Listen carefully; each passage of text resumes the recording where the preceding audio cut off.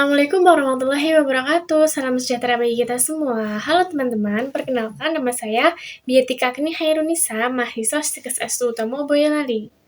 Teman-teman, pada kesempatan kali ini kita akan membahas mengenai abortus. Apa itu abortus? Jadi, pengertian abortus yaitu berakhirnya kehamilan sebelum 20 minggu atau berat janin kurang dari 500 gram. Baik, selanjutnya kita masuk ke etiologi atau penyebab. Teman-teman, penyebabnya ada 3 faktor. Yang pertama ada faktor fetal atau faktor janin, di mana ada kelainan kromosom pada janin dan sering terjadi pada trimester pertama. Ini menyebabkan embrionik maupun non-embrionik. Embrionik yaitu yang sudah jadi janin, sedangkan non-embrionik hanya terbentuk gestational shock tanpa adanya janin. Yang kedua ada faktor maternal atau faktor ibu. Ini biasanya disebabkan karena ibu terkena infeksi atau ibu mengonsumsi obat-obatan yang tidak dianjurkan oleh dokter. Dan juga bisa karena kebiasaan buruk ibu seperti merokok, alkohol, dan juga bisa karena ibu terkena hipotiroid, DM, ataupun karena malnutrisi. Yang ketiga, faktor paternal, yaitu adanya kelainan pada sperma. Nah, teman-teman, ini ada beberapa jenis abortus. Jadi, abortus itu dibagi beberapa jenis, dan teman-teman bisa membaca dan mempelajari lewat slide yang ini. Nah, selanjutnya patofisiologi. Ini disebabkan karena kematian janin yang disertai perdarahan pada desidua pasalis. Nah, ketika sudah jadi kematian janin, nanti akan diikuti dengan nekrotosi jaringan-jaringan yang ada di sekitarnya. Ketika terjadi kematian hampir di seluruh konsepsi, maka akan menyebabkan kontraksi pada uterus, dan nantinya akan terjadi ekspulsi spontan. Nah, teman-teman perlu diingat bahwa 80% abortus itu terjadi di usia kehamilan kurang dari 12 minggu. Lalu, selanjutnya ada tanda dan gejala abortus. Yang pertama ada perdarahan per vagina, di mana munculnya bercak ringan sampai dengan perdarahan banyak dengan gumpalan darah. Yang kedua, nyeri perut bagian bawah, terasa seperti kram ataupun mulas yang sangat hebat.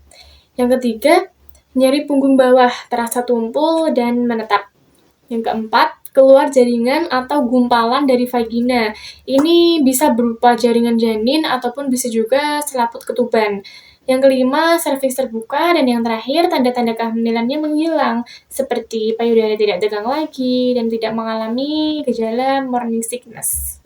Baik, karena tadi sudah tanda dan gejala, sekarang selanjutnya yaitu cara pencegahan abortus. Yang pertama ada menjaga kesehatan ibu hamil dengan cara makan makanan bergizi, istirahat yang cukup, dan hindari stres, hindari segala hal yang membuat ibu stres. Yang kedua ada ibu harus menghindari rokok, mau itu rokok ataupun asap rokok. Lalu hindari alkohol dan obat-obatan terlarang. Yang ketiga, rutin periksa kehamilan, mau ke bidan ataupun ke dokter.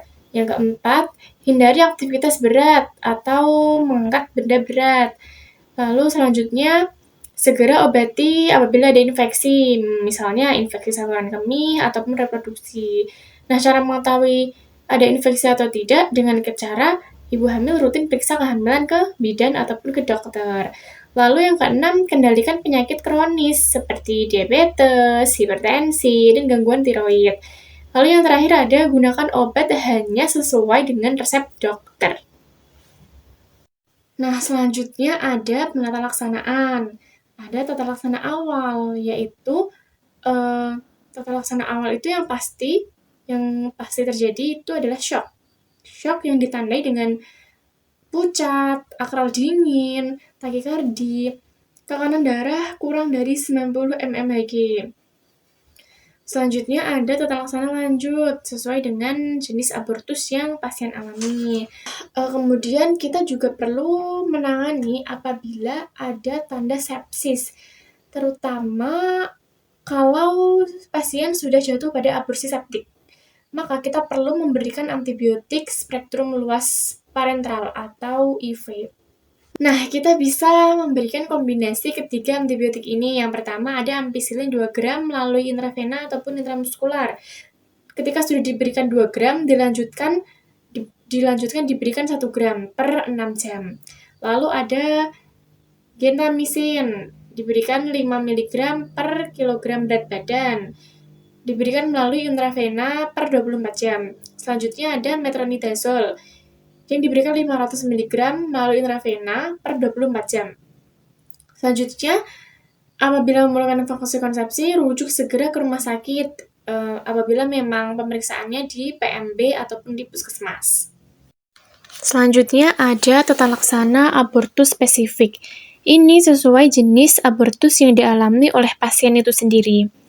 Yang pertama ada abortus imminens. Abortus yang bisa dipertahankan. Usia kehamilan kurang dari 16 minggu. Ini cukup observasi pendarahan saja dan pertahankan kehamilan dengan istirahat yang cukup, bed rest total, serta memantau HB dan USG setiap 4 minggu.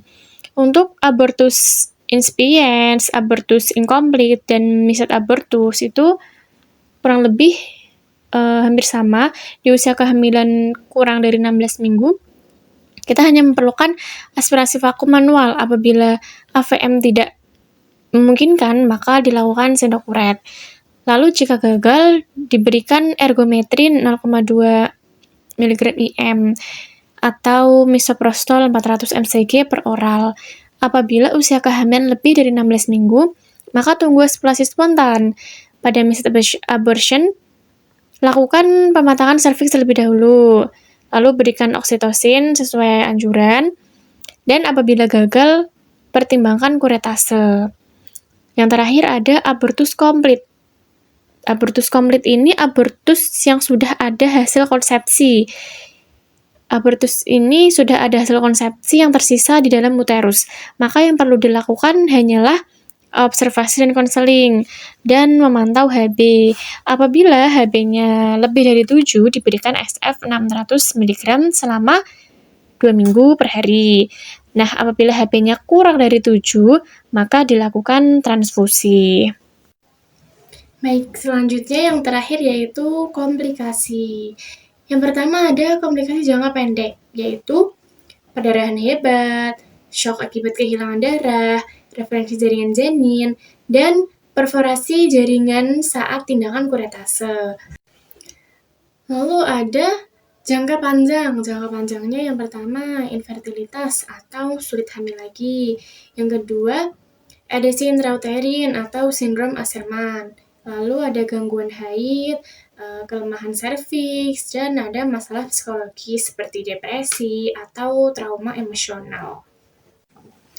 Nah, teman-teman, itu tadi sedikit penjelasan dari saya mengenai abortus. Mungkin apa yang bisa saya sampaikan cukup sekian.